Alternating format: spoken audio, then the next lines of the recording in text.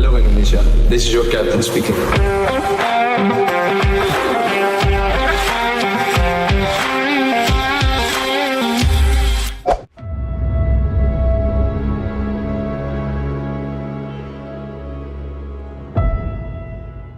Mimpi apa timnas Indonesia dapat pelatih yang seperti ini? Dia melakukan hal bodoh di momen paling menentukan nasib sebuah bangsa. Dia menaruh senjata paling berbahaya milik timnas Indonesia yaitu Kelvin Verdong menjadi gelandang bertahan. Padahal Kelvin Verdong itu adalah pemain yang berposisi sebagai fullback kiri. Di malam itu juga, dia juga memainkan seorang Ricky Kambuaya sebagai winger. Padahal semuanya tahu, Ricky adalah seorang pemain tengah. Belum lagi soal telat ganti pemain dan mencoret pemain penting seperti Justin Hubner, Ivar, dan Marcelino. Terlalu banyak keanehan dan misteri dari pelatih bernama Patrick Kluivert.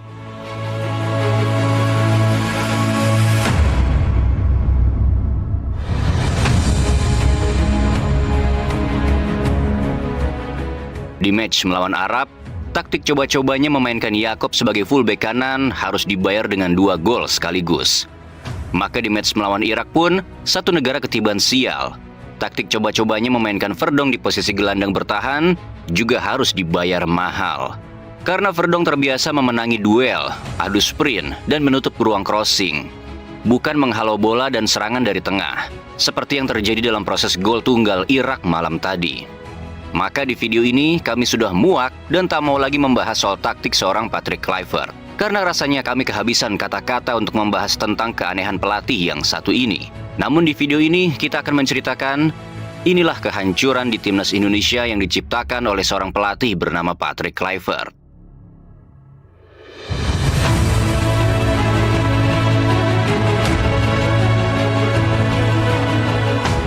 Seakan belum cukup mengacak-acak timnas Indonesia semaunya, Patrick Kluivert malah menambah luka dengan mencoret seorang Justin Hubner di saat menghadapi Irak.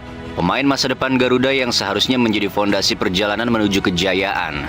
Patrick datang dengan janji akan membawa perubahan. Namun yang ia bawa justru kekacauan. Formasi tanpa arah, taktik tanpa logika, dan keputusan yang tak masuk akal. Ia bermain-main dengan nasib sebuah bangsa yang sudah terlalu lama menunggu mimpi Piala Dunia. Dan ketika semuanya berakhir tragis, di saat peluit panjang berbunyi, menandai gugurnya Indonesia dari persaingan, kita melihat pemandangan yang membuat dada kita sesak.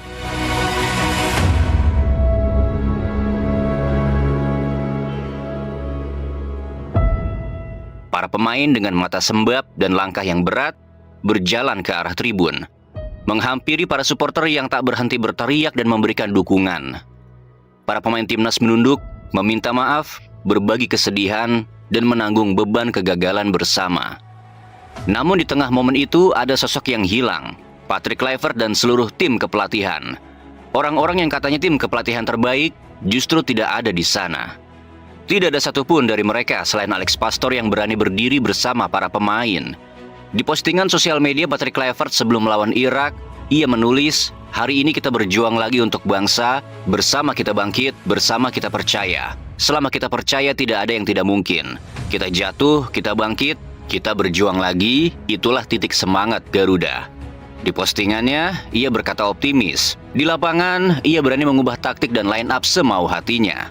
Ketika timnas kalah dan tersingkir dari kualifikasi Piala Dunia, dia sama sekali tak berani menatap mata para supporter yang sudah berkorban waktu, tenaga, dan air mata demi tim ini. Maaf ini, datang ke pemain. Staf kepelatihannya nggak ada yang datang ke sini nih, minta maaf.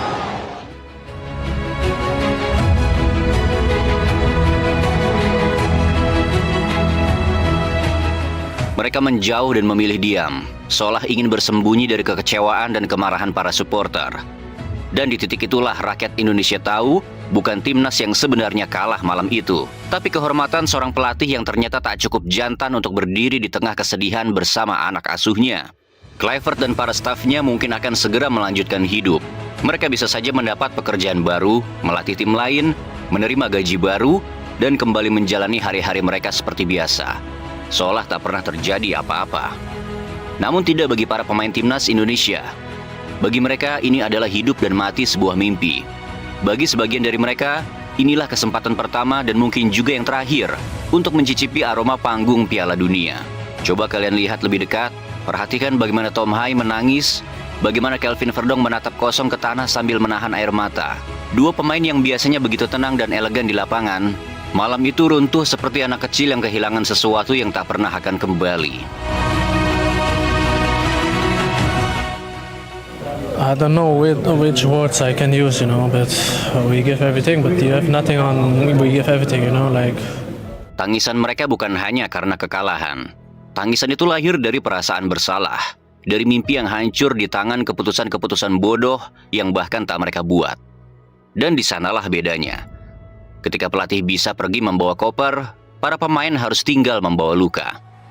Bayangkan sejenak betapa hancurnya hati mereka. Betapa sakitnya perasaan para pemain yang sudah mengorbankan segalanya demi satu impian terbesar dalam hidupnya. Bermain di Piala Dunia bersama Garuda di dada. Mereka menukar kewarganegaraan, meninggalkan kenyamanan hidup di Eropa, dan rela dicabut haknya sebagai warga negara Belanda. Semua itu demi satu hal, Indonesia. Demi bisa mendengar Indonesia Raya berkumandang di panggung tertinggi sepak bola dunia. Namun kenyataannya semua pengorbanan itu belum cukup. Mimpi itu kembali kandas, bukan karena mereka tak layak, tapi karena mereka terjebak dalam sistem dan keputusan Patrick Kluivert yang seperti tak pakai logika. Dan kini waktu pun menjadi musuh. Jika harus menunggu Piala Dunia 2030, Kelvin Verdong akan berusia 33 tahun. Sementara Tom Hai sudah 35 tahun. Maka sangat mungkin, di saat kesempatan itu datang lagi, nama mereka sudah tergantikan. Dan mimpi yang mereka perjuangkan dengan air mata dan pengorbanan akan tinggal sebagai kenangan yang tak sempat menjadi nyata.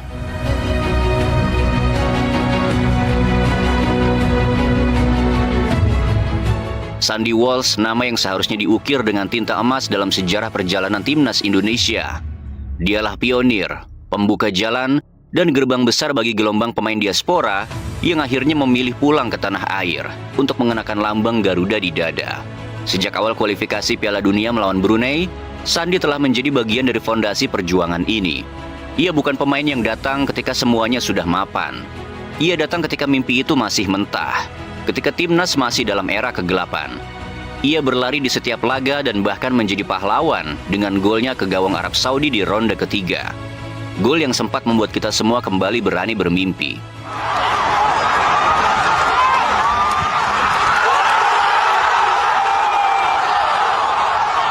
Namun di era Patrick Kluivert, mimpi itu benar-benar hancur. Dari pemain yang dulu menjadi tulang punggung tim, kini Sandy hanya dimainkan satu kali.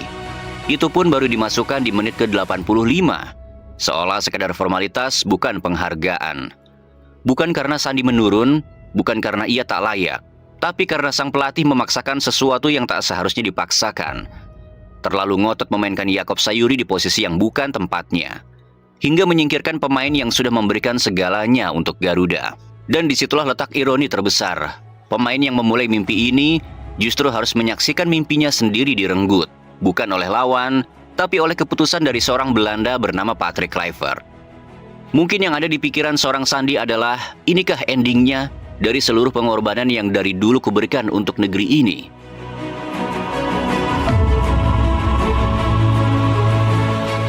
Begitu pula kisah pahit yang menimpa Shane Patinama. Juga salah satu pionir diaspora yang lebih dulu datang saat timnas Indonesia masih berada di masa-masa gelap. Kita semua tahu, Shane mungkin bukan pilihan utama. Ia memang berada di lapis ketiga setelah Kelvin Verdong dan Dean James. Namun ketika Verdong cedera dan Dean James diganti, logika sepak bola paling sederhana pun berkata, inilah saatnya Shane turun, inilah panggilannya. Tapi tidak bagi Patrick Kluivert. Dalam keputusan yang lagi-lagi sulit dicerna oleh akal sehat, ia justru memainkan Yance Sayuri di posisi fullback kiri. Lebih memilih pemain Liga 1 daripada pemain yang ditempa di Eropa.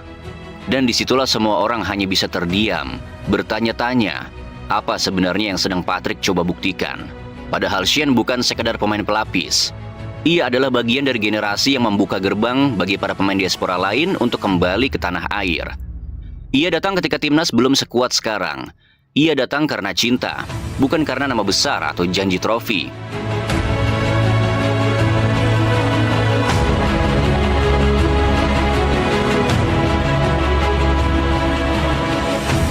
Soal kualitas pun jelas tak perlu diragukan. Baik dalam hal disiplin bertahan, umpan silang, maupun pengalaman bermain di Eropa, Shane jauh lebih matang dari Yance. pemain yang bahkan belum banyak mendapatkan caps di timnas senior. Namun seperti halnya Sandy Walsh, mimpi seorang anak bangsa yang sudah berkorban begitu banyak dari kewarganegaraan, karir, bahkan dari masa depannya di Eropa, harus hancur hanya karena satu keputusan aneh dari seorang pelatih yang seolah tak memahami apa arti pengorbanan itu sendiri. 1 menit pun ia tak diberi kesempatan. 1 menit yang mungkin bisa menjadi pembuktian terakhirnya di babak paling bersejarah timnas Indonesia. Dan kini semuanya berakhir. Bukan di lapangan, tapi di meja taktik Kluivert yang salah arah.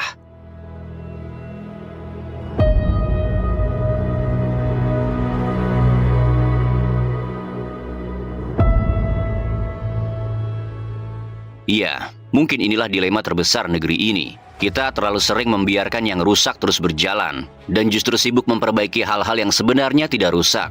Kebiasaan itu seperti pola lama yang tak pernah benar-benar hilang. Ketika sesuatu sudah mulai membaik, tangan-tangan ahli pun datang mengutak-ngatik, mengganti yang sudah bekerja, merombak yang sudah solid, seolah perubahan selalu harus berarti mengganti, bukan memperkuat.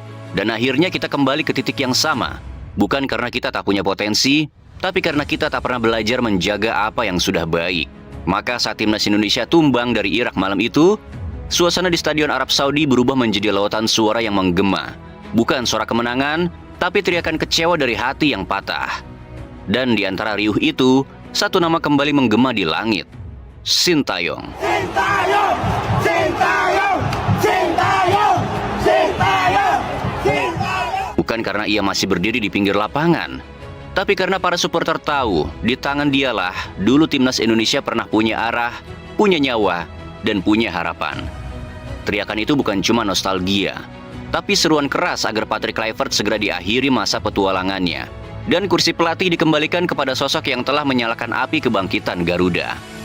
Sebab hanya Sintayong yang tahu bagaimana caranya membuat timnas ini berani bermimpi lagi.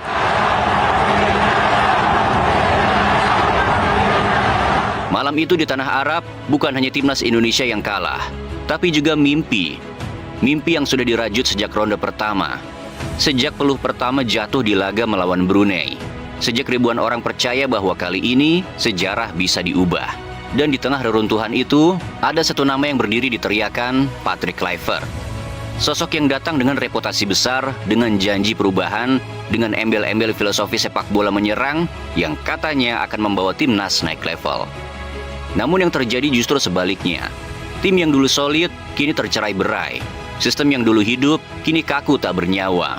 Di tangannya, pemain-pemain diaspora yang datang dengan semangat nasionalisme luar biasa justru disingkirkan. Sandy Walsh, pemain yang berjuang sejak awal, dari babak kualifikasi pertama, kini hanya diberi waktu 8 menit di ronde terakhir. Shane Patinama, pemain yang dulu membuka gerbang diaspora, kini bahkan tak diberi 1 menit pun di laga paling penting. Dan semua itu bukan karena mereka tak layak, tapi karena Patrick Kluivert memaksakan egonya, memainkan nama-nama favoritnya meski performanya jauh di bawah standar.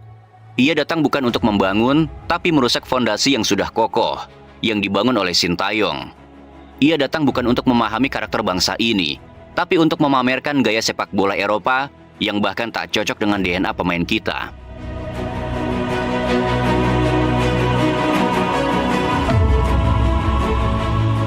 Dan akhirnya ketika peluit panjang berbunyi, ketika skor tak berpihak pada kita, yang tersisa hanya satu kenyataan pahit. Bahwa kekalahan ini bukan karena pemain, bukan karena lawan terlalu hebat, tapi karena pelatih yang tidak pernah benar-benar mengerti apa artinya membela Garuda. Patrick Kluivert mungkin akan pergi setelah ini. Ia mungkin akan mendapat klub baru, pekerjaan baru, dan gaji baru. Namun yang ia tinggalkan di sini adalah kehancuran. Sebuah tim yang kehilangan arah, para pemain yang kehilangan kepercayaan diri, dan bangsa yang kembali harus memulai dari nol.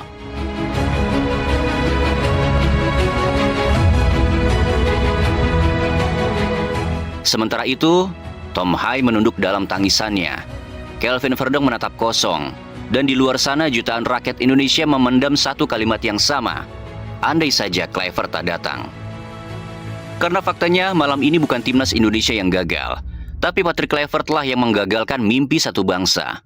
Dengan keputusan-keputusannya yang aneh, dengan egonya yang menutup mata, dan dengan ketidakpekaannya terhadap sejarah yang sedang diperjuangkan.